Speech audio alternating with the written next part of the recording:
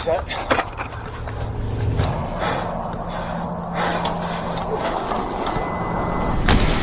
This sniper just took a shot at an armed fugitive holding a family of 5 hostage in their home. Our family's being held hostage. The gunman, Joseph Anthony, is a man with a purpose. He has a vendetta, and he's going on a rampage, planning to kill his ex-girlfriend and multiple other people who wronged him in the past. Police don't know how far he's gotten on his list of targets, and if they don't capture him here, this family could be next. Running across the freeway! Let me see your hands! All units, I'm gonna set containment. We're gonna wait for the helicopter. All units, hold your position. Dial fuck in, right? It's a showtime. Yep. Okay. Shot out, go, go, go. One more. Police, police, police!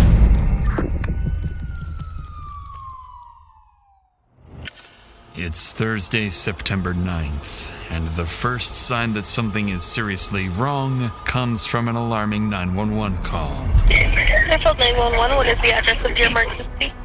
Leighton. So my brother, he's on the loose right now, and he threatened to kill his girlfriend a couple days ago. He just showed up at my house. What's your brother's name?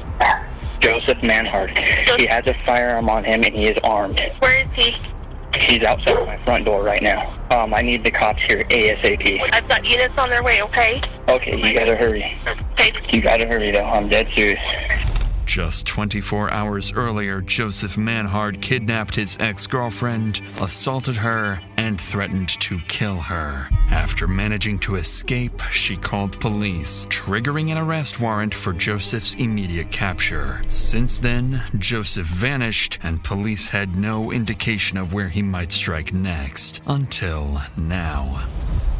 With an active warrant and a report that Joseph is armed and dangerous, officers are dispatched immediately, advancing towards the house, fully prepared for a shootout. I've just talked to the homeowner. He said that if he didn't drive, the only place he could have went is hopped the fence and is barricaded in that shed that Swenson's got a view on. So he said the best way to go through is us just knock on the door. He'll let us in. We'll go through the house and clear the shed. We're ready. All right, I got it.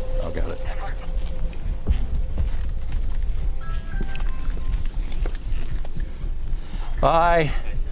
You want to show us where to go? And where's the shed? Just in the corner over there.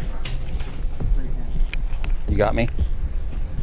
Yeah, I'm gonna have to go through and hit it and come swing it out wide. swing it out wide and I can step in front. Okay.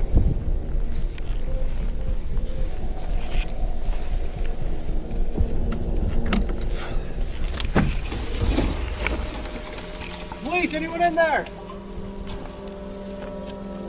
Police, if anyone's in there, show me your hands. Come out. Can't see them in the box. Okay, step in. Okay. Left, go to the right. I'm gonna swing that way. Okay, ready to go. Show me your hands. Anyone in here? Right over here. Okay, Claire. All right. You didn't make it in here. Probably drove by one of us. With no sign of the suspect, Joseph remains at large, and whatever he came here to do, he didn't finish it. So before officers leave the residence, they speak with Joseph's brother, trying to understand why Joseph showed up and what he might do next. What he tells them reframes the entire situation. According to his brother, Joseph didn't come here randomly. He was likely looking for his ex-girlfriend, the same woman who escaped his kidnapping just a day earlier. The two had recently broken up, a split that left Joseph without stable housing and increasingly angry. His brother also tells police that in recent conversations, Joseph had been talking about tying up loose ends and ending it all. To officers, it begins to sound like Joseph isn't just running. He may be moving with intent, driven by a personal vendetta and targeting people he believes have wronged him. If that's true, it has never been more urgent to locate Joseph before he reaches someone else. But it doesn't take long for those fears to be confirmed, because later that evening, police receive another alarming 911 call. Fairfield 911. My brother-in-law's at my house right now. Okay, where is he? Is he outside? Yes, he's outside. Okay. Is he knocking on the door, or what's he doing? He's in the front yard. They said they already have an APB out on him. Yes. Okay. I need to get here right now. Okay, we're on the way. Tell me exactly where he's at. He was out front. He's walking around out front. He's walking around. Following this terrifying call for help from Joseph's sister-in-law, officers are dispatched to the home once again. But by the time they arrive, Joseph has already vanished. This time, however, officers decide to canvass the surrounding neighborhood before leaving, a decision that will prove critical. Nearby CCTV footage captures Joseph getting into a car and speeding away from the property earlier in the day. For the next few hours, patrol units search across the city, but the white Hyundai remains out of sight. But over the next several hours, Joseph's decisions will force officers into one of the most dangerous manhunts of their careers. For the next few hours, patrol units search across the city, but the white Hyundai remains out of sight. Then, around 1:30 a.m., a lone patrol unit spots a vehicle matching the description and immediately initiates a pursuit.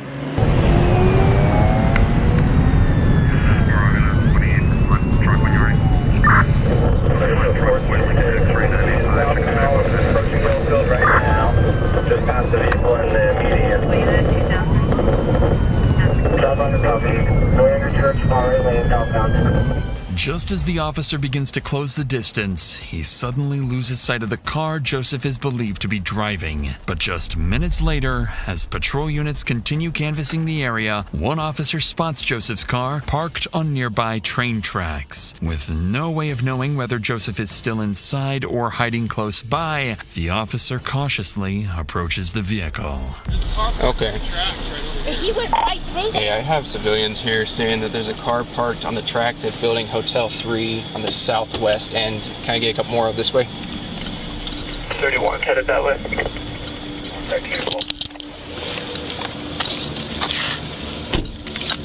It built up to 76. I have visual on the vehicle. It looks like it still might be occupied. I forget. South corner of Hotel 3. Looks like the vehicle might be abandoned. If we can start getting a containment close in, and then I can start my dog. The car turns out to be empty, and there's no sign of Joseph anywhere nearby. By abandoning the vehicle here, Joseph appears to have given officers an advantage. He's now on foot, without transportation. Police finally have a chance to corner him. But that window closes almost immediately, as just 20 minutes later, Joseph makes his next move. 911. Yeah, this is the utility trailer. I just had a lady walk in the front door, said her car was stolen and she was shot at. What kind of car? Got blood on her. We're in the area looking for this guy. Could she tell you quick what kind of car? What kind of car? As dispatch gathers details from the call, patrol units across the area are alerted to be on the lookout for a stolen white Kia Optima, taken at gunpoint. At the same time, one patrol unit is sent to the scene of the carjacking to speak directly with the victim, where they'll learn just how close Joseph is to committing his first murder. Do you mind if I talk to you for a second, ma'am? Okay. Do you mind just telling me what happened? So I was sitting in my car and he was like, hey, do you have a cigarette? Or no, he asked me if I had a lighter, sorry. And I was like, yeah, and I only rolled down my window like this far, and I handed him my lighter, and then he was handing it back to me, and then he just shoved his arm in my window, and I just started rolling it up, and I started screaming, and he was like, I have a fucking gun, and then he pulled it out, and I just kept rolling up the window trying to scream, and then he just shot out the window. And then I just opened the door and I said, you fucking have it. And then I just got out and ran. Okay. By this point, it's clear Joseph has lost control, and this woman is lucky to be alive. But that might not be the case for whoever crosses his path next. Because just minutes later, around 2 a.m., a patrol unit spots the stolen car speeding down the highway, heading toward Utah County. As soon as the pursuit begins, Joseph starts swerving across lanes, forcing other drivers to react and putting innocent lives directly in danger.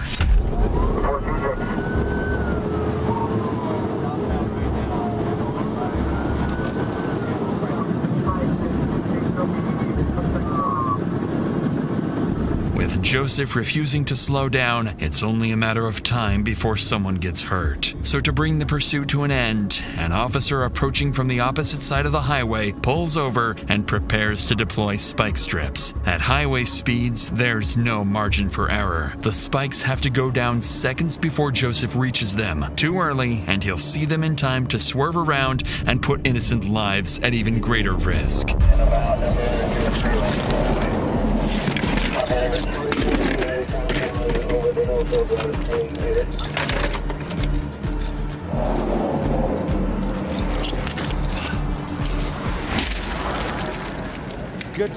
Good spikes, southbound Shepherd. Need a unit.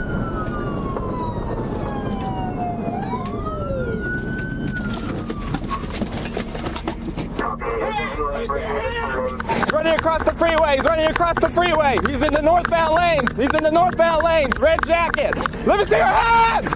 He's hopping the fence. He's over the fence now. We need units to frontage. He's on frontage now. Going to housing complex over here. By a white fence. He's about to hop it. He's hopping it into someone's backyard. After abandoning his car, Joseph runs towards a residential area surrounded by homes where families are asleep inside. Knowing how dangerous and unpredictable Joseph is, officers now have to cut through the busy highway and move quickly to find him before anyone else is put at risk.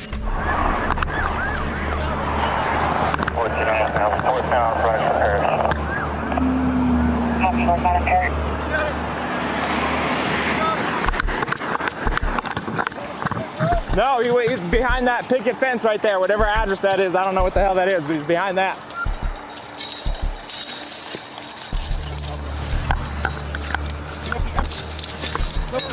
Negative. No shot. Frontage. Go more towards probably. What's that? Just going 20-25 north. Okay. If they come out that way. Over this vinyl right here. That's where he went, in this dude's backyard. My copy, Star 9 will be headed our direction shortly. Where are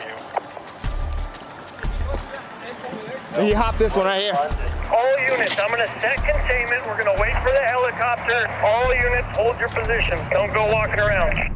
With Joseph disappearing into a residential area, the situation becomes far more unpredictable. By now, more than 30 officers are flooding the scene, and without coordination, every decision risks putting innocent families in danger. This is when Sergeant Sheldon arrives and takes control. Okay. You got somebody south? Stand by, I'm setting containment, all right? Sorry, bro. I don't have all the information because we switched this last minute, okay? So, what do you guys got? So, he already shot someone in the Freeport Center. Okay. It's probably going to take like half an hour for that bird to go. He hopped over that fence right there. Which fence? That one? Okay. After a quick brief, Sergeant Sheldon forms a plan to flush out Joseph. First, a helicopter is called in to scan the neighborhood from above. Second, a tactical operations center is established near Joseph's last known location to coordinate every unit in real time. And third, officers set up a wide containment zone, covering more than a square mile, with units positioned throughout the neighborhood to cut off any possible escape routes. But just as the plan goes into motion, officers are abruptly interrupted by a sharp sound in the distance. Not sure exactly where Rick came from. Command at 1700 South 100 West. Right where Preston's at, that's where the shots came from. It was one single shot. Preston, are you okay? Hold your position. I'm sending a unit around to you. Go to... We're going to get... If we can get someone over here to the north, 2025 north frontage to hold containment. Yep. And to get someone... I'll set containment. You guys come up with a plan to systematically search this. Okay? The gunshot confirms one thing immediately. Joseph is still in the area. But what officers don't realize yet is that the shot wasn't random. It was Joseph forcing his way into a nearby home. And in the next few hours, the situation will escalate in ways officers aren't prepared for. Approximately an hour after the gunshot was fired, the helicopter finally arrives and begins a full aerial sweep of the neighborhood. But Joseph is nowhere to be seen. On the ground, officers spread out searching for Joseph and cautiously prepare for an ambush. Forerunner.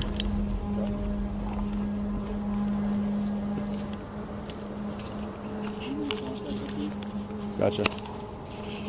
Contact the homeowners already?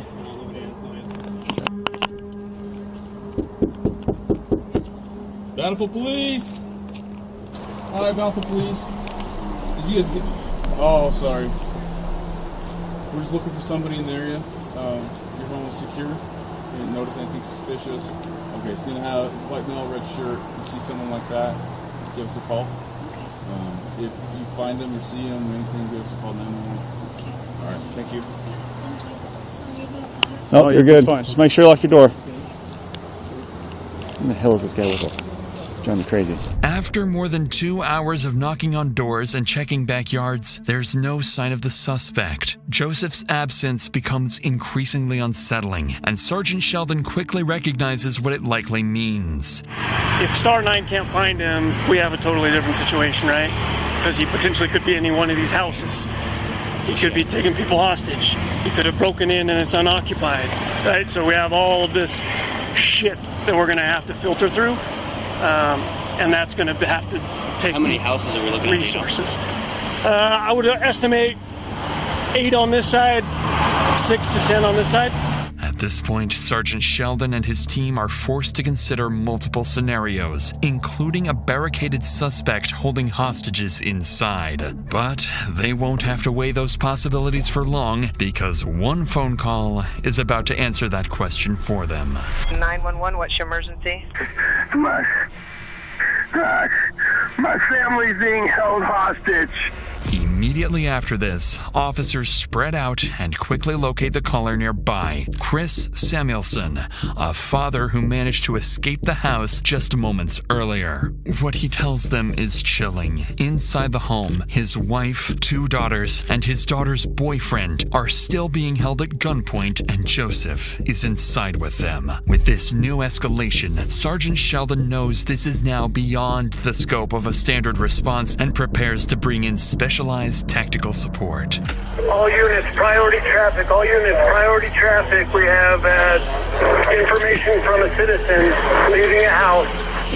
Oh, jeez. Let's move. All bountiful SWAT return to talk. All bountiful SWAT return to talk. Victim's wife, daughter, and daughter's boyfriend are all on the couch. Suspect was sitting in a chair just behind the couch. Daughter, he has another daughter that is sleeping downstairs that should be waking up in the next couple of minutes. Suspect gained access to the house through an unlocked window in the basement. After SWAT teams arrive and are quickly briefed on the situation, they begin coordinating their next steps, preparing to establish containment and open negotiations with Joseph. But before a plan can fully take shape, someone is spotted exiting the back door of the Samuelson home. So they're FaceTime. Is it female on that one side? Miraculously, the daughter who'd been sleeping in the basement somehow managed to slip outside without Joseph ever noticing. And without realizing it, Joseph's hostage count is now down to 3. With that update, commanding officers begin reassessing the situation in real time. They review everything Joseph has done over the past 36 hours and determine that he has shown a complete disregard for human life and willingness to escalate when under pressure. Based on that assessment, commanders make a critical decision. SWAT teams are authorized to use deadly force if a clear opportunity presents itself. From this point forward, the priority is clear: protect the hostages at any cost. Dial the fuck in, right? This is showtime. Yep. Okay? Dial in, make sure we're squared away. Salt Lake City's in now as well. Now, let's do it. Press shutdown. Back out, do it again. Go. So, we're throwing a bang as soon as the door gets open. Okay. Suspect. I don't know where we're going yet. Hold on. So don't be by Burnett. Oh, we're doing any hinge left. Everybody see this? Right? Facing east. Garage is on the right. That's where the man door is going to be. That's going to be our secondary. Okay? front door opens in. This is the living room we got set up. This is the kitchen area. Okay? Everybody good with that? Wrong side on that. Yep, the wrong side of that. Right. All right, Phil Beach, we're going to practice to the right. Get behind the stairs. If daughter snuck out window, that means the bottom window is open, right? This is the fastest way to get into the house. It's the fastest way. We have a flashbang. We're going to reset his OOO loop and come in. Let's keep practicing. Wherever he's at in this room, you guys are going to fucking kill him. 2 bangs. 2 bangs? Want to do 2 bangs? No, 1 bang. Just one? Just 1 bang. With deadly force authorized, a coordinated plan is put into motion, one designed to end the threat and extract the hostages safely. A sniper will be positioned nearby, ready to take Joseph out if he's exposed and a clear shot presents itself. At the same time, negotiators will make contact with Joseph, work to slow him down, gain compliance, and convince him to release the hostages and surrender peacefully. If that fails, they have one secondary objective: get Joseph to step outside. Because if he does, even briefly, it could create the opening the sniper needs. With 3 innocent lives at risk, there's no room for error. One wrong move, and everything ends tragically.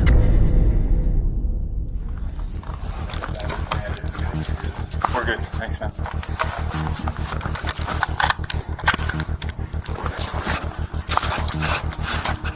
The officer assigned as the sniper is Jared Tadahara, a long-serving police officer who moved from patrol and street crime work into a specialized SWAT sniper role. After arriving on scene, Tadahara conducts a quick tactical assessment and moves into a nearby house facing the Samuelson home. From here, he has a clear view of the backside of the house, a position that allows observation without being easily visible to the suspect and provides a safe distance to avoid interfering with perimeter officers. But Tadahara isn't working alone. Every sniper has a spotter, a second officer responsible for range calculations, wind assessments, and most critically, confirming that the shot is clear before Tadahara pulls the trigger. Across the street, negotiations continue. For the past 3 hours, officers have been trying to reason with Joseph, urging him to surrender and release the hostages. But Joseph refuses. He won't let anyone go, and threatens to kill the entire family if officers attempt to force entry. With 3 people at fatal risk, a precise sniper shot becomes the only way to end the standoff before it turns deadly. But before Officer Tadahara gets that opportunity, he receives crucial information that makes things a lot more risky. The difference between suspect taken. Suspect appears to have a shorter, wider nose. Okay. A slightly rounded face. Okay. If suspect has a mustache to go teeth thing, that would be.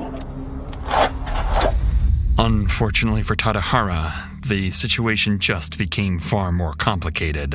One of the hostages inside is a male who closely resembles Joseph. One wrong shot and an innocent person could be killed. With that in mind, Tadahara shifts his position to a different house across the street. He needs an angle facing the front door of the Samuelsons' home. The shot at this distance travels roughly 75 to 100 feet and takes less than a second from decision to impact. At the same time, negotiators reassess their approach. What's been alarming them throughout the standoff is that Joseph hasn't made any traditional demands. He didn't ask for money, car, or safe passage. Instead, he's simply refusing to let anyone go. That behavior begins to make sense once investigators provide more insight into Joseph's condition. According to them, his mental state has been deteriorating for hours. He's been heavily using drugs for days, his thinking is no longer rational or strategic, and his behavior is increasingly volatile. Most concerning of all, Joseph isn't releasing the hostages or surrendering. His endgame appears to be killing people he blames for all his problems, then forcing police to kill him or take his own life. Because of this assessment, SWAT officers remain positioned far back to avoid provoking him. Negotiators then ask Joseph to step outside the front door with the hostages to prove they're still alive. If he does, it will give Tarehara a clear view and a chance to take the shot. It takes time, but Joseph eventually agrees to walk to the front door with the hostages while warning he'll shoot them if officers make any aggressive moves. After 2 days of chasing Joseph, officers finally have a chance to bring his violent rampage to an end. With the SWAT team nearby staged for immediate entry, Officer Tarehara prepares to take the shot. He stabilizes his rifle using a bipod, a small stand attached to the gun, then lies prone, steadies his aim, and slows down his breathing. A few seconds pass, and then the front door begins to open. Shot out, go, go, go. Shot out, go, go, go. Go, go, go. Go, go, go, go, go.